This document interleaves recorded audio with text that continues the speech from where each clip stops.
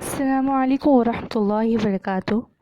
آج ہم آپ صلی اللہ علیہ وسلم کا سیدہ خدیجہ رضی اللہ عنہا سے نکاح کا پس منظر جانیں گے، اور وہ یہ ہے کہ ایک دن جناب ابو طالب نے آپ صلی اللہ علیہ وسلم سے کہا، اے بھتیجے، میں ایک بہت غریب آدمی ہوں اور قحط سالی کی وجہ سے بہت سخت حالات کا سامنا بھی کرنا پڑ رہا ہے۔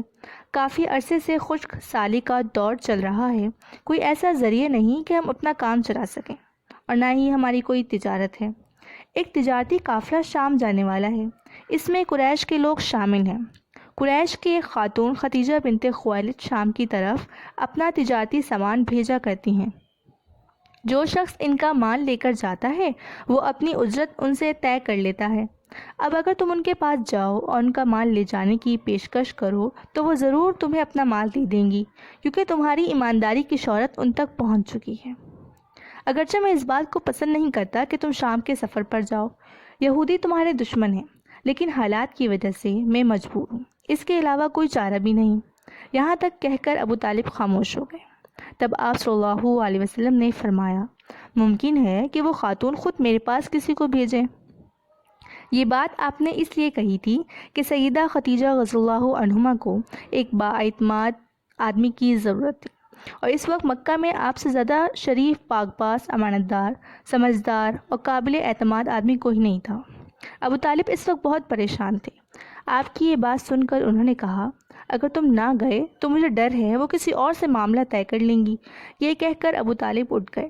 ادھر آپ کو یقین سا تھا کہ خدیجہ رضی اللہ عنہما خود ان کی طرف کسی کو بھیجیں گی، اور ہوا بھی یہی کہ سیدہ خدیجہ رضی اللہ عنہما نے اللہ کے رسول صلی اللہ علیہ وسلم کو بلا بھیجا۔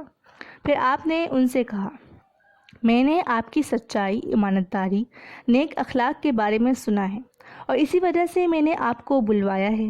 جو معاوضہ میں آپ کی قوم کے دوسرے آدمیوں کو دیتی ہوں، آپ کو ان سے دوگنا دوں گی۔ آپ نے ان کی یہ بات منظور فرما لی۔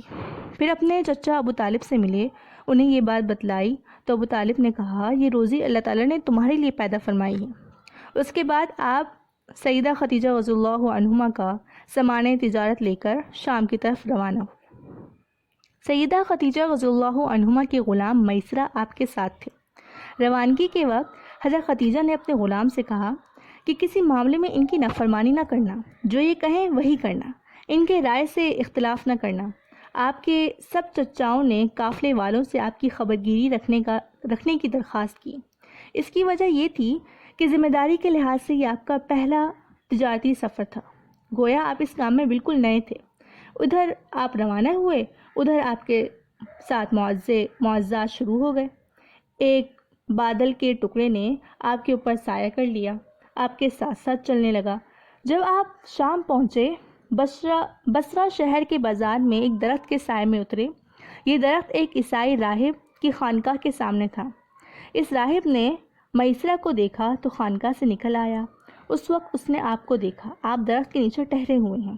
اس نے حضرت خدیجہ رضی اللہ عنہا کے غلام میسرہ سے پوچھا، یہ شخص کون ہے جو اس درخت کے نیچے موجود ہے؟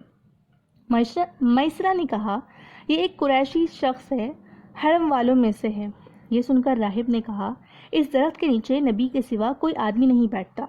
مطلب یہ تھا کہ اس درخت کے نیچے آج تک کوئی شخص نہیں بیٹھا۔ اللہ تعالیٰ نے اس درخت کو ہمیشہ اس سے بچایا ہے کہ اس کے نیچے نبی کے سوا کوئی دوسرا شخص بیٹھے۔ اس کے بعد اس نے میسرہ سے پوچھا، کیا ان کی آنکھوں میں سرخی ہے؟ میسرہ نے جواب دیا، ہاں بالکل ہے، اور یہ سرخی ان کی آنکھوں میں مستقل رہتی ہے۔ اب اس راہب نے کہا، یہ وہی ہیں۔ میسرہ نے حیران ہو کر ان کی طرف دیکھا اور بولا، کیا مطلب یہ وہی ہیں؟ کون وہی؟ یہ آخری پیغمبر ہیں۔ کاش میں وہ زمانہ پا سکتا جب انہیں ظہور کا حکم ملے گا، یعنی جب انہیں نبوت ملے گی، راہب نے کہا۔ اس کے بعد وہ چپکے سے آپ کے پاس پہنچا۔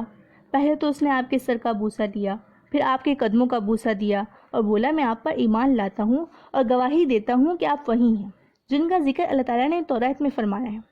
اس کے بعد اس راہب نے کہا، اے محمد، میں نے آپ کی وہ تمام نشانیاں دیکھ لی ہیں جو پرانی کتابوں میں آپ کی نبوت کی علامتوں کے طور پر درج ہیں۔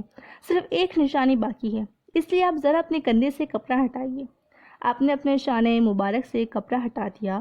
تب اس راہب نے وہاں مہر نبوت کو جگمگاتے دیکھا۔ وہ فوراً مہر نبوت کو چومنے کے لیے جھک گیا، پھر بولا، میں گواہی دیتا ہوں کہ اللہ کے سوا کوئی عبادت کے لائق نہیں، اور میں گواہی دیتا ہوں آپ اللہ کے پیغمبر ہیں۔ آپ کے بارے میں حضرت عیسیٰ ابن مریم نے خوشخبری دی تھی، اور انہوں نے کہا تھا کہ میرے بعد اس درخت کے نیچے کوئی نہیں بیٹھے گا سوائے اس پیغمبر کے جو ہاشمی، عربی اور مکی ہوں گے، قیامت میں حوض کوثر اور شفاعت والے ہوں گے۔ السلام علیکم ورحمۃ اللہ۔